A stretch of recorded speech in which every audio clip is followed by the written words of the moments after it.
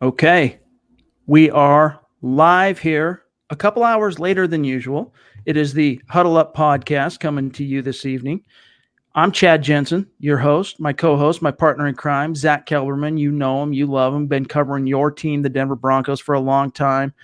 Zack, I've been in the car for a long time today, traveling. I apologize to our listeners. We were either just gonna record it and then upload it to the RSS feed, but we thought, you know what? We've been so steady and diligent on the live pods. Let's just, even though we're a couple hours later than usual, let's just roll with it. Yeah, better late than never. But I want to put you on the spot here, Chad. I want to wish you, in public viewing here, I want to wish you a happy birthday. It's a big milestone for you, and take it from there. What are you turning this year? Yeah, who can guess how old I am? Let me see it in the comment stream. Who can guess? Come on, hit me. What do you got here? How old am I? I want to see your best guess, you guys. I'm really curious. Oh, someone JJ. got it right on the money. JJ, dude, you're sharp. You're sharp, my brother. Yep, today is, in fact, my 40th birthday. That's right. Yep, I turned 40. I kissed my 30s goodbye yesterday. Oh, look, Mark and Russ trying to make me feel good here. 28, 29, a couple of low 30s. Appreciate you guys. But yeah, Nice thanks. little ego boost. It's been kind of a busy day for me as far as my birthday, but I'm just stoked to be able to sit down with you finally and our great listeners here and talk about what John Elway had to say about Drew Lock, which we'll get to here in just a couple minutes. Yeah, it's exciting, and it kind of echoes a lot of what we were saying lately, and it kind of brings more positivity to the Broncos fan base, and I think many fans were expecting, considering how Vic Fangio has been very level-headed. Elway kind of went above and beyond that, so it's exciting in Broncos country right now, and I know we're stoked on that too.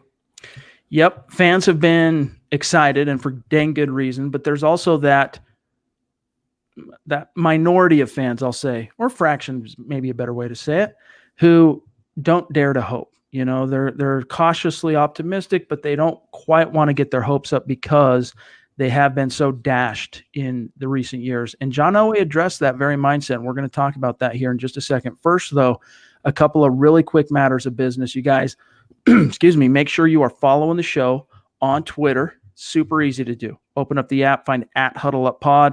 That's the best way to keep your finger on the pulse of what's happening with the show in real time. Like today, where I'm running late, things are up in the air. We had to push back the live pod, and we were letting everybody know on Twitter. That's how you make sure you don't miss anything as it relates to the podcast and as it relates, of course, to your Denver Broncos. And then also head on over to Apple Podcasts when you get some time. Do us a solid and leave us a creative review. And if you like the work Zach and I are laying down for you, leave us a 5-star rating. That's a great organic way to help the show. And it's also a means in which to enter your name into our monthly drawing. We give away, pick a name or two out of the hat of those who, for example, in December will leave reviews. We'll pick a couple of names randomly and announce that at the beginning of January, send you out a hat, send you out a shirt like Zach's wearing there as a thank you for your support. So take care of that. All right, Zach. Oh, wow. Steven jumping in with a $10 donation on Super Chat, a true superstar on Super Chat. Appreciate you, brother. Nice little birthday gift, Chad. Yeah. Happy birthday to me. Yeah, that's my reward for going the extra distance tonight to get here in time to talk some Broncos. I'm stoked to do so. But yeah, Zach, let me dial it back here. Thanks again, Steven. Seriously, that means a lot, bro. John Elway, of course, we talk about this quite often. He makes 2 weekly appearances in which we kind of, during the season, we get to kind of tap into where his frame of mind is on certain issues and the storylines of the team. He does the Elway Access with Broncos TV, and then he also appears on KOA with Logan and Lewis on Wednesdays. And basically, of course, after Drew Lock went into Houston and completely just destroyed the Texans, record-breaking, historic performance, throws up over 300 yards passing, completes over 81% of his passes, 3 touchdowns, a ridiculous rating. I think it was 134 QB rating. Becomes the first rookie Bronco quarterback since John Elway to win his first 2 starts, and then also, of course, the first quarterback in NFL history to go on the road in his first career road start as a rookie and put up 303 touchdowns. So it was obviously it's not just a guy going out and Tebow grinding out a win. I mean, even as exciting as Tebow was in that 2011 season, this was obviously a guy out on the field, Zach, slinging it, showing that arm talent, showing that passion, showing just so many of the traits that you look for and teams covet especially a fan base that's been so starved of a true franchise quarterback for so long. The trades have a real tide that raises all ships. A lot of fans, though, Zach, they've been doubting themselves. They're like, man, I don't want to get too out over my skis, only to see him go out against the Chiefs and, take a couple steps backward.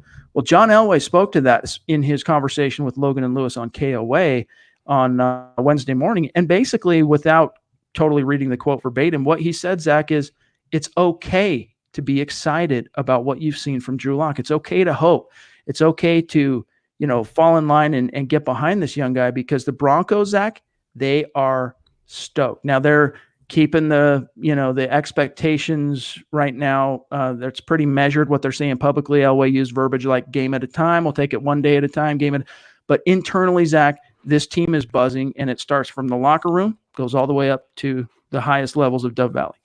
Well, of course, Elway is going to flex here because this is his handpicked quarterback, and this is his chance at redemption after missing on so many quarterbacks. And even Andy Reid said today in their conference call before the game that he really made up for the Paxton Lynch whiff by drafting Drew Lock. So it's a really good look for the Broncos outwardly in the public view to their counterparts in the division in the NFL. But there's no comparison that this hype now surrounding Drew Lock is the most I can tell since Peyton Manning hung up his cleats. There is legit hope and optimism for the future, and Elway is perpetuating that. I'm not surprised by that. That's another guy that he wants it, to flex on, but it kind of flies in the face of what Vic Fangio has been kind of being level about and being kind of measured about. He hasn't been too optimistic outwardly. He's been kind of being Vic Fangio about it. So it shows that John Elway still has his own opinion that's a little disconnected from the coaching staff. You're right. And Fangio, and by the way, Chris, thank you so much, my brother. You, he jumps in with a $21 donation on Super Chat. One of our steady, consistent supporters of the show. We really appreciate you, brother. Vic Fangio on Wednesday, he said something kind of interesting that, he, like you said, he's not a guy that's ever going to gush when it comes to, doling out praise, and, he's never going to succumb to the hype. But he talked about, I'm trying to find the exact quote right now that they sent me. I'll find it. If I don't find it in this moment, I'll circle back when I'm not on the spot. But basically, though, he talked about how, Drew Lock, I know what it was. He was asked whether or not, this Mahomes versus Lock is going to be a preview of things to come, and, this and that. And he goes, I hope so. And that he's going to have to get used to, Drew Lock, going on the road to play Patrick Mahomes once a year, which is kind of the first it seems like a small thing, Zach, but it's actually the first time we've really ever heard Fangio hint at something beyond this game, right, or what's going on this week as it relates to Drew Lock. Maybe a Freudian slip. Maybe he didn't realize he painted himself into a corner there. But yeah, this could be this coming game, Mahomes versus Lock. It could be a preview of what could be tectonic head-to-head showdown in the AFC West for many years to come. Even Fangio has to realize that it's a new time in Broncos country, and he's really instilled his culture, and coinciding with that has been the uprising of Drew Lock. And if you look at his performances, I'm the first one to say, let's not crown him yet. Let's not put him in the Hall of Fame just yet, as Bill Parcells would say. But he has 2 wins in a row. He had a record-setting performance. He didn't just scrape by, as you said, Chad. He went out and dominated the Houston Texans defense on the road in his second career start. It's hard not to get caught up in that hype. So as far as Vic Fangio goes, I think that's pretty high praise. Absolutely. Yeah, here's what he said on whether or not he wants Lock let's see, hold on, where to go? I thought I had it. Bear with me one second, you guys. I want to read this quote for you. Well, I'll circle back so we don't have the dead time on the air, but it's just, I'm really excited to see how this kid, and by the way, Stuart jumping in with a $25 Thank you, Stu. donation on Super Chat. So consistent, my brother. We love you. It's not just appreciate you. We love you, Stu. Yes. I picked the Texans or the Broncos to beat the Texans last week. It was, I was actually thinking at the other, leading up to the Mile High Roundtable, my thoughts as I was kind of ruminating on what to expect here with Drew Lock's first road start. Throughout the week, I was kind of vacillating back and forth. But when it finally came time to sit down and go on record, the more I thought about it, the more I liked the idea. And for a lot of reasons, including the fact that the Texans were just coming off a big win over the Patriots, riding high, thinking they had complete command of the AFC South, who are these 3-8 Broncos rolling in, or 4-8, whatever they were coming in. They're sleeping on them. And so I felt like that if the Broncos were in the right frame of mind, they had a chance to sneak in there and pop them in the mouth, and they wouldn't, when they least expected it. And that's exactly how it shook out. However, Zach, this game with the Chiefs, they're not going to be taken quite by as much surprise, right? There's now 2 games on lock on tape that they can study. And the coverage is, I think, what they're going to see from that defense in Kansas City. And even Locke spoke about this today at the podium. It's a more multiple coverage scheme in which they are able to hide the coverages pre-snap a lot better than the 2 defenses that he has faced up to this point. So I'm really curious to see how he handles not only that going up against that defense, Zach, but also the fact that he's returning home just 22 miles from where he went to high school and grew up in Lee Summit, Missouri. And, in the stadium, he's played in the stadium once before. He, as a Missouri Tiger, he played BYU there one time. So it won't be a complete first time. He's watched many Chiefs games there as a Chiefs fan. Emotionally, I'm curious to see if this just ends up being another game for him, that he handles it like a baller, or if that affects him. I think through these first 2 starts, I don't think anything's too big for Drew Lock. Obviously, he's going to have a big family presence there. A lot of friends are going to be in the stands at Arrowhead on Sunday. But he's really, I think, further along in his development than a lot of people give him credit for. He's a very wise beyond his years quarterback. The way he's handled pressure in the huddle, the way he's handled pressure on the field, and extending outwardly as the quarterback and the true leader of the team. He talked about it after last week's victory. He said, I'm just doing what I do. I'm being me. And he already feels like he's established himself in that locker room. So I don't think he's going to succumb to the pressure. I do believe the Chiefs will be more prepared for Drew Lock than the Texans were. I think the Texans, like you said, Chad, they slept on the Broncos. They looked past them. It was a letdown game for Houston. I'm not taking anything away from Denver, but they didn't really, I think, give the Broncos a lot of respect coming into that game. Kansas City will, and Andy Reid being that quarterback whisperer, he knows what Locke is capable of, and he knows how to game plan against him. It's going to be a tough matchup, but I don't think one that's going to plummet Locke's confidence. I think he's going to go in there and handle his business. Yeah, here's what Fangio said about the challenge that the Chiefs' defensive pressure and just their coverages could be for Locke. Quote, they do a lot of different things, both from a pressure standpoint and a coverage standpoint. He's going to have to make some tough and correct reads, figure out where to go with the ball quickly, and be able to decipher the pressures from the non-pressures and then the different coverages, close quote. So, yeah, I mean, it's not going to be an easy task for him. And, look, that's one of the cool things that, we've heard both from Fangio and John Elway, and also many of Locke's teammates, is that the moment neither of these 2 games, his debut at home in front of the Mile High faithful and then on the road, it never has felt too big for him. The stage hasn't felt too big. I don't think this one will either. Like, I really don't think this is going to rock Drew Lock going home to play. If anything, I think it can have a galvanizing effect on him as a player, similar to what we saw from Kareem Jackson down in Houston last week. That's a good point. That's a really good point. And if they can get that type of game from Drew Lock, I mean, you're talking about a big Broncos upset, their 3rd win in a row, and I think that would cement him among all the Broncos fans as the quarterback of the future. Wins and losses are less, to me, as we always talk about, than his progression on a down-to-down basis. If he can go in there and hang with Mahomes and beat a Reid-coached team, a very well-prepared team, or come close to beating them, just look good against them, competent, solid, like he has, I'll take that for sure. Russell says, what are we going to do about the second half? We will get smashed this week if we come out flat again in the second half against the Chiefs. And Zach, before we answer that, a report from our friend Benjamin Albright, who NFL insider, now of course works for KOA with his radio show in the evenings in Denver. He had a report yesterday on Twitter that basically said, per a team source or source close to the team, Rich Scangarelo will return for a second year as the offensive coordinator of the Denver Broncos. Now, that being said, why all of a sudden, now we know that Ben has some past ties to Scangarello. There is a relationship there. It wouldn't surprise me if that information came from Skangs himself. I'm not saying that, but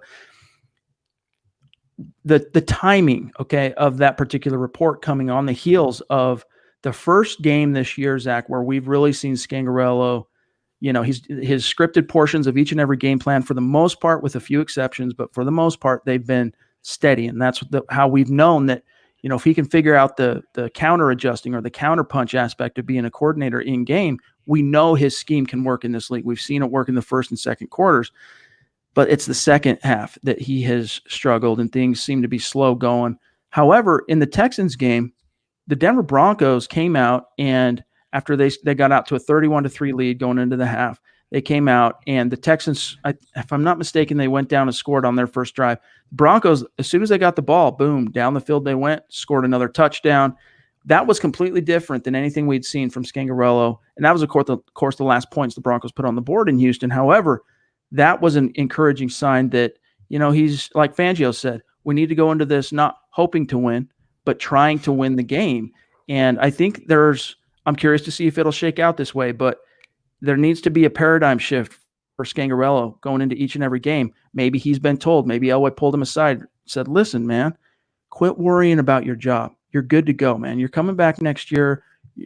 Stop worrying, stop coaching fearfully. Just get out there and be aggressive and coach to win the game, because now we got this report from Albright that he's coming back. And so we'll see if he can package a couple of games back to back, Zach, and be impressive again as a play caller for a full 4 quarters.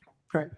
I mean, first of all, I'm just surprised there was as much question about Scangarelo's job security as there was. I mean, you're talking about a rookie coordinator who's been dealt 3 different quarterbacks, and he's gotten wins with all 3, but specifically 2 young quarterbacks. That was what he was known for, as a quarterback whisperer. So, I mean, he was always guaranteed another year regardless. But what we talked about on the pod the other day, Chad, was that Scangarelo, obviously, he has a good eye for game planning. That's why his scripts always work out so well in the first half, in the first quarter. It usually results in touchdown drives, and it falls apart, I think, more in the second half when he has to rely on his gut and his confidence and kind of his intuition. That will come just as a quarterback with repetition and practice, and the more he does it, the better he will be. I think he's shown a lot. I think he's shown that he's evolved into the newer age play calling in the NFL. He has a lot of newer dimensions to his offense, and I think it works with Locke, as we've seen the last 2 weeks. So in terms of Scangarelo, he might start off slow. He might have had a rocky start to his Broncos career, but I think he's only going to get better, just as Drew Lock will.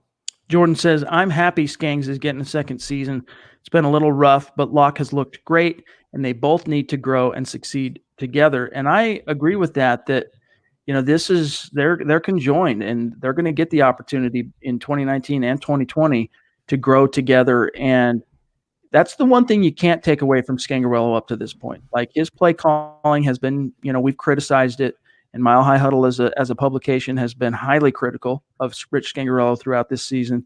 But the one thing, Zach, you can't take away from Skangs at this point is he has been a developer of quarterbacks. Like, he gets the most out of that quarterback. And, Joe Flacco, I think that's the exception where, look, man, he's past his prime, dude. He's beyond the back 9 of his career. Like, he's done. That first 8 games, like, it's the most boring, pedantic, face-palming quarterback play I've seen in a long time. So frustrating to watch. But seeing what he was able to do with 2 young quarterbacks so far in Denver, not counting what he did in San Fran, but with Brandon Allen coming out and out-kicking his coverage, I think it was safe to say. Drew Lock just storming the gates in his first 2 starts. That's the one thing you can't take away from Skangs. And I think that's got to be also, Zach, one of the things that's really encouraged the front office, because they need Drew Lock to pan out long-term. I mean, part of that also is having continuity on offense. They want to change play callers every single season. So Locke and Scangarelo are really tied at the hip. And I think that's exciting for Broncos country because, as you said, Chad, he's shown glimpses. He can be a really creative play caller. And I think in that Texans game, yeah, there were moments where it looked like the old Broncos offense, the old Scangarelo. But I think for all 4 quarters, for the most part, he had a really good game plan. He called a hell of a game. If that is a glimpse of what's to come, the Broncos, with their quarterback and their play caller, have a very bright future.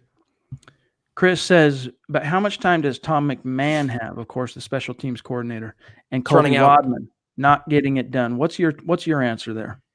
I think McMahon's going to be replaced after the season. I think that's fait accompli right now. He's been the lagging coordinator among that staff, and he's a holdover from the Vance Joseph era, and that you don't usually keep those coaches for long. And the special teams, I mean, it would be a deserved firing because the special teams have been underperforming, and Wadman is his boy, and Wadman is a key contributor to that. So I think both can go, and both will go. I'm not quite there with you. I'm on the fence as it relates to McMahon. I think Wadman, I think that's probably going to be the ultimatum. Every time Fangio has spoken to the life expectancy, if you will, or job security of McMahon, he has said, "Oh no, nothing to worry about." Very dismissive. That's not even an issue. Next question. But it wouldn't surprise me, Zach, if the issue internally once the season is over, and it probably comes from on high, and Fangio will probably back it, is look, McMahon, we've seen the coverage units improve significantly. Brandon McManus seemed to kind of get his groove back down the stretch. But this thing you've got with Colby Wadman, no more. The ultimatum is keep your job, find a new punter, or walk out the door with Colby Wadman. That's what my initial intuition is, but it'll be interesting to see what kind of loyalty, maybe loyalty is the wrong word for it, but what kind of support he garners from Vic Fangio on this. I mean, I'll admit that a lot of my opinion of McMahon being fired was rooted in when the Broncos were in a losing streak. They'd have to scapegoat someone. It wasn't going to be Fangio. It wasn't going to be Scangarelo. If any coordinator was going to be scapegoated, it was going to be McMahon. But if they end on a winning streak, if the special teams improve slightly, then I can see it your way, Chad. I can see the Broncos just saying, you have to replace Wadman, but you're coming back for 2020. Enal81 says, I thought the Chiefs didn't look that good against the Patriots. Gives me a good feeling about this weekend. What do you guys think? Zach, the Chiefs, they can, the thing about having an elite franchise quarterback and an MVP caliber quarterback is that you can play an imperfect football game in all three phases, but as long as you've got that guy, he gives you a chance when the chips are down. And that's the thing with Patrick Mahomes is, the Broncos have now had 4 swings at him and 3.5, right? He only played until the second quarter of this last game.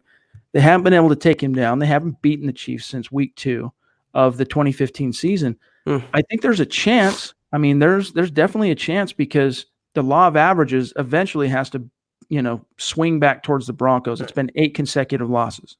And if there is a time to do it, I think it's going to be a guy who just sprung an upset of the Texans. And just like the Texans coming off the Patriots, the Chiefs are coming off the Patriots victory. They might be riding a little too high, feeling themselves a little too much, reading their own press clippings. If that happens, they take the Broncos for granted, even a little bit. They give the Broncos an inch. Drew Lock, like you just intimated, Chad, he has the arm talent and the ability to exploit that. It's definitely a winnable game. I wouldn't say it's going to be 0% chance of victory. They can get this upset. They can go in there and win, but they're going to have to play all 60 minutes, perfect brand of football. They cannot commit turnovers. They cannot be conservative. They cannot be weak. They have to be aggressive and on their game until the final whistle.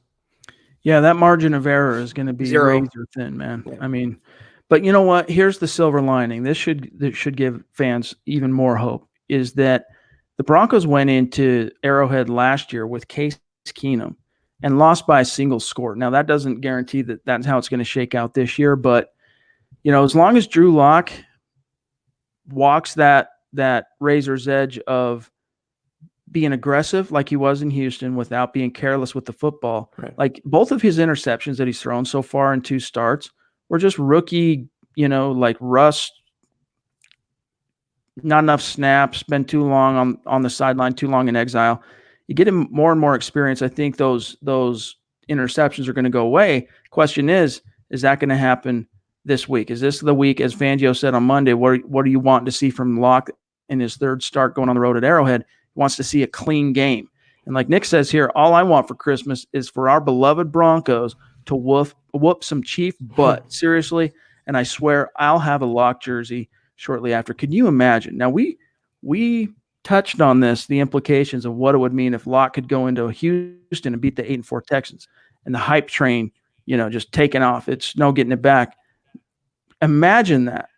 If he goes into Arrowhead and beats Patrick Mahomes and the Chiefs, whom the Broncos have not defeated in multiple years, I can't even fathom. Like there's going to be the ho-hum boo-birds, not boo-birds, but the naysayers. Yeah. They're going to have a hard time not just saying, yeah, there's something. The Broncos got something here. I don't see how. I mean, right now it'd be a little much to declare him, I think, the QB1 for the next decade. But I think if he goes into Arrowhead and gets his 3rd consecutive victory, beats Mahomes on the road, I think that hype is deserved. I think that hype is warranted. Right now, I mean, those naysayers are going to be there. But I think if he gets that victory in Kansas City, if he does what the Broncos haven't done in a while now, I mean, how could you even doubt the guy? I think even the most pessimistic fans in Broncos country would then come around, and deservedly so. Mahomes hasn't quite been the same. That's true since that injury. And he's been banged up all season, even before he had that knee injury against the Broncos. So, You got to strike while the iron's hot. And the only way to fight fire, you got to fight fire with fire. In this case, on the football field, Locke's got to come out and be dynamic again. If it's stuttering performance similar to his debut, which was still impressive, especially that first quarter.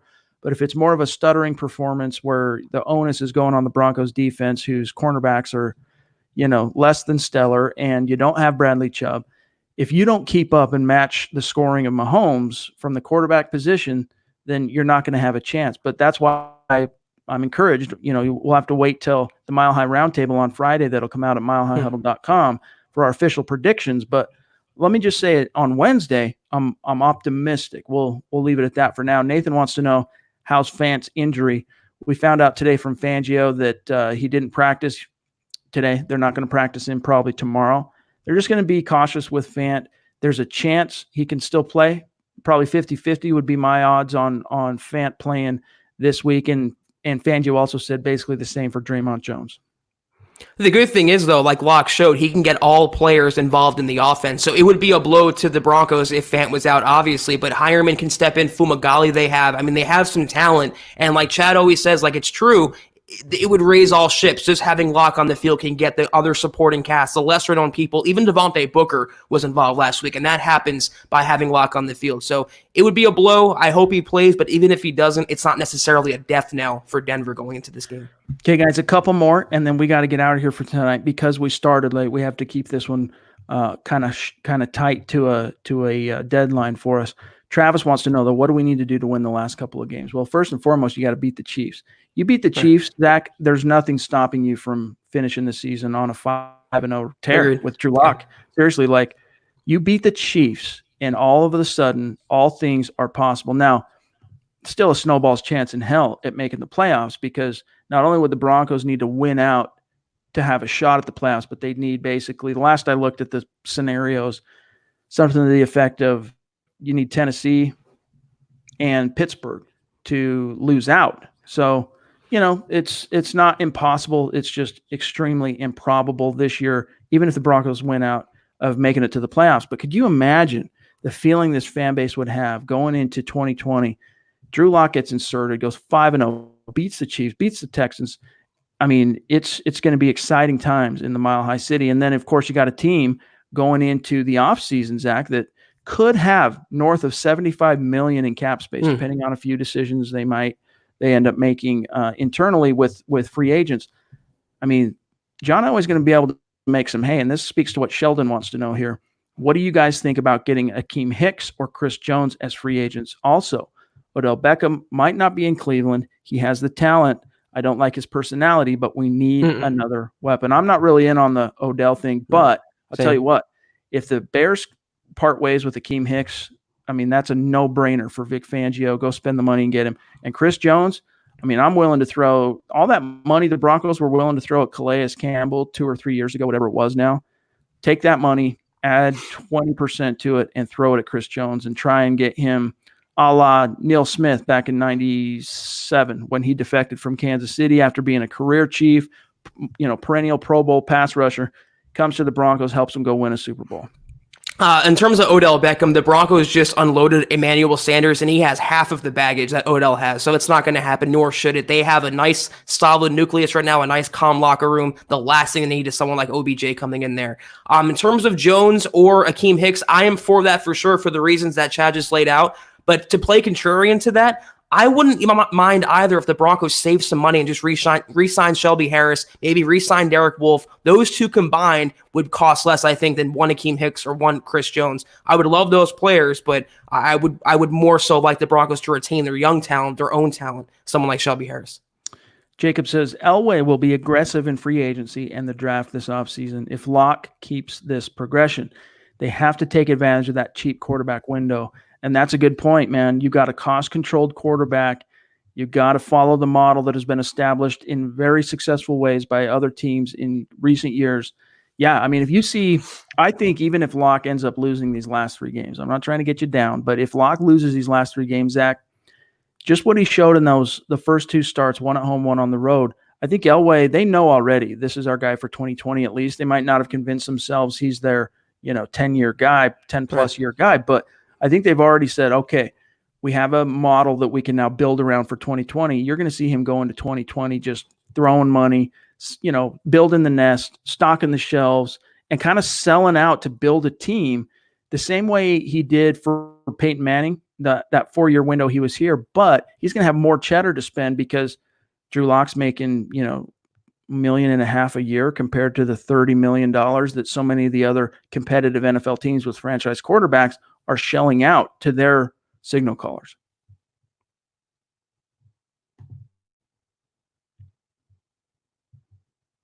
Uh-oh. Might have lost Zach. And if we did, you guys, hey, it was a great conversation that we had, and we're getting close to our predetermined. Zach and I, he's got something still cooking this evening that he has to take care of anyway. But listen, guys, thank you so much for joining us late, 2 hours that we ended up being behind the 8 ball this evening, and you guys make it so worthwhile, man. Like, I moved mountains to be here for you guys 4 nights a week. Gut reaction after each and every game. Monday, the Aftermath podcast. Wednesday night, Thursday night. We will be back in the saddle tomorrow night for the Mile High Mailbag. So make sure you have your questions locked, loaded, ready to go, because we're going to let our hair down because we had to be kind of short tonight. We're going to really spend some time with you tomorrow. So Zach just texted me. He had some kind of an issue with with his laptop. Just took a dive on him. So anyway, guys, thank you again so much. Quick reminder, make sure you're following the show on Twitter at Huddle Up Pod. It's it's the best way to stay on top of everything that's happening with the show in real time. You can find my partner, Zack Kelberman, on Twitter at Kelberman NFL, myself at Chad and Jensen. Have a great rest of your evening, you guys. And then we'll be back tomorrow, 6 p.m. Mountain, 8 p.m. Eastern, to go through the Mile High Mailbag. Thanks for all the birthday wishes. Appreciate you guys. Yeah, I'm gonna go have some cake right now, my brother. Appreciate you, Bradley, Jerry, everybody. You guys are awesome. So for Zack Kelberman, I'm Chad Jensen. We'll be back in the saddle tomorrow night. Thanks for joining us. Our super chat superstars, Stuart, Chris, Steven, all you guys, we love you. We appreciate you. And we'll talk to you tomorrow.